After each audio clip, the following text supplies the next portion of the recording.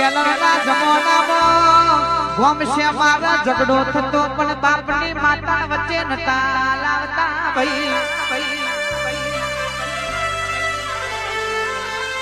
અત્યારે તો હેડા પાડોશી બાજુના ખેતર વાળાએ આપણા હેડાની માટી લઈ લીધી હોય તો એ માતા વગડી કરીને એવું બોલી ઓ મારી માતા પોકી વરજો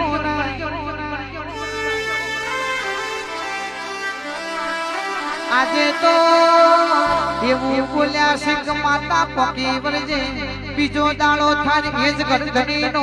ઘરનો ચાય આયો વણ ભુવાજી એ જ હેઠ બેહીને ચા પીવા બેહી જા એટલે મારી માતા કે મારે તો છો જવું તમે તો ભેગા બેહી જા